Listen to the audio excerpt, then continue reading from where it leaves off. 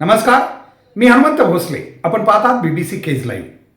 सध्या संपूर्ण देशात आणि राज्यामध्ये LPG गॅसची टंचाई होत असल्याचं चित्र निर्माण झाले. सध्या इराण आणि इस्रायल व अमेरिका या देशादरम्यान युद्ध सुरू असल्यामुळं आणि नेमका या आखाती देशाकडूनच भारतासारख्या देशाला इंधन पुरवठा, खास करून कच्च्या तेलाचा पुरवठा केला जात असल्यामुळं कदाचित अशा प्रकारची टंचाई निर्माण झाल्याचं चित्र आपल्याला दिसू शकतं. परंतु या ठिकाणी अशा वेळी बऱ्याच वेळा हे चित्र प्रत्यक्ष टंचाई नसताना देखील कधी कधी निर्माण होऊ शकतं आणि काही प्रमाणात ती असेल तर ती वाढूही शकते. अर्थात सध्या किमान LPG घरगुती गॅस जो आहे तो शासन व्यवस्थितपणे वितरित करत असल्याचं आपल्याला दिसतंय. मात्र काही वेळा जे उद्योग क्षेत्रात लागणारा किंवा त्या क्षेत्रात जो गॅस पुरवठा आहे त्यांची कमी काही प्रमाणात असू शकते. कारण देश नेहमी अशा युद्धजनक स्थितीमध्ये अशा बाबीवर नियंत्रण करण्याचा प्रयत्न करत असतं आणि म्हणून लोकांना दिला जाणारा गॅस त्यामध्ये कपात न करता कदाचित व्यावसायिक क्षेत्राकडं जो गॅस लागतोय त्यामध्ये कपात शासन करत असू शकतं आणि त्यामुळं अनेक ठिकाणी चुलीवर किंवा इतर साधनांचा वापर करत असल्याचं जे आम्हाला मीडियावर दाखवलं जातंय ते जास्त करून कुठले तरी हॉटेल्स किंवा इतर म्हणजे व्यावसायिक जिथं क्षेत्र आहेत त्यांच्याकडचंच ते चित्र आहे असं वाटतंय.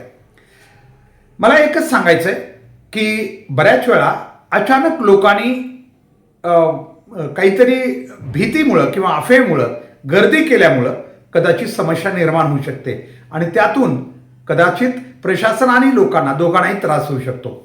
या निमित्तानं मी आपल्याला सांगू इच्छितो की केज शहरामध्ये आपल्याला माहिती असेल 10 ते 15 वर्षापूर्वी अशाच प्रकारे गॅससाठी धारूर रोड लगत रांगा लागायच्या. त्यावेळी गॅसची कमी होती असं म्हणून नाही, परंतु लोक गॅस साठा करायचे आणि त्यामुळं अनेक वेळा अशा प्रकारच्या रांगा लागल्यामुळं एकतर प्रशासनालाही जास्तीच्या टाकी ज्या द्यावा लागायच्या त्या देण्यामुळं त्रास व्हायचा आणि लोकांनाही ती आणण्यासाठी जायचा त्रास व्हायचा.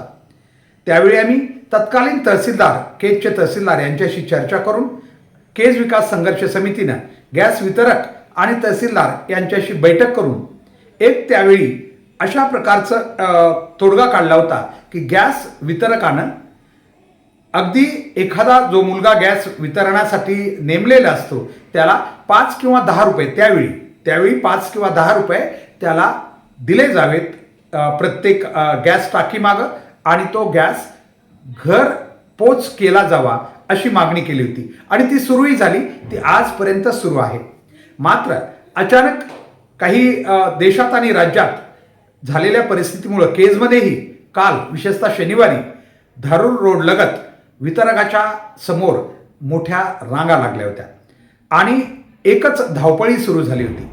अशावेळी आम्ही केज तहसीलदार माननीय राकेशजी गिड्डे यांच्याशी संपर्क साधला होता आणि त्यांच्याशी चर्चा करून त्यांना विचारलं होतं की नेमकं याच्यामध्ये काय. तर त्यांनी सांगितलंय की संबंधित जी काही वितरक आहेत त्यांना केज तहसीलदार यांच्या मार्फत एक पत्र दिलं गेलेलं आहे आणि त्यांना तो घरपोचच गॅस करावा असं सूचना दिल्या गेलेल्या आहेत.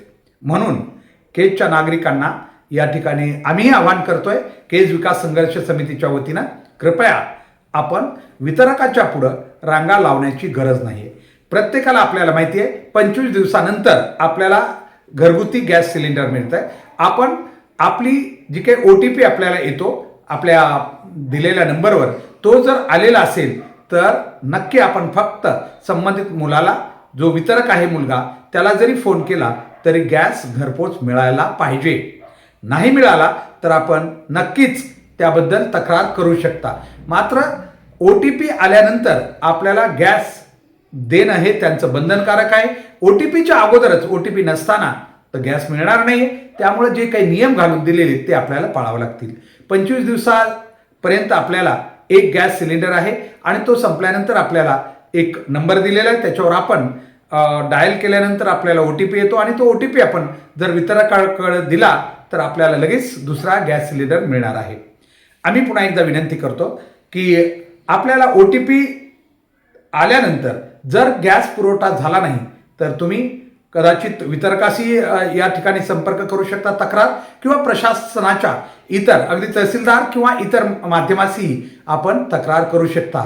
आम्हीही आपली तक्रार जर असेल तर ती नक्की माननीय तहसीलदार साहेब किंवा वितरकापर्यंत नक्की पोहोचू. म्हणून कदाचित सोमवारपासून म्हणजेच उद्यापासून आपण रांगा लावण्याची गरज नाही आहे. स्वतःलाही त्रास आणि कदाचित वितरकालाही त्या ठिकाणी त्रास होऊ शकतो. हे टाळण्यासाठी आपण केजचा जो नियम आहे, पायंडा आहे, तो कायम करूया. फक्त या ठिकाणी वितरकाला आपण बहुतेक आता सध्याच्या स्थितीमध्ये 10 ते 15 रुपये अंतरानुसार वेगवेगळ्या ठिकाणापर्यंत ते आपल्याकडून घेऊ शकतील. तेवढा जो मुलगा आपल्याकडं गॅस वितरण करण्यासाठी येतो, वितरित करण्यासाठी येतो, त्याला 10 ते 15 रुपये एका टाकीमाग आपण देणं अपेक्षित आहे. कारण तेही मुलं हे काम करतात स्वतःच्या उदरनिर्वाहासाठी. त्यामुळं आपण आपलाही प्रश्न सुटावा. नाहीतरी प्रत्येक गॅस धारकांना तिथं जाऊन टाकी आणायची म्हटलं तर रिक्षानं गेलं तरी 5-50 रुपये खर्च येऊ शकतो. म्हणून 10 ते 15 रुपये अंतरानुसार, कारण काही खूपच जवळ अंतर असेल तर 10 रुपये, थोडं जास्तीचं अंतर असेल तर 15 रुपये आपण या वितरकांना देणं अपेक्षित आहे. आणि हा जो गॅस पुरवठा आहे सध्या होणारा, हा सुरळीत चालू राहण्यासाठी आपणही सहकार्य करूया. धन्यवाद.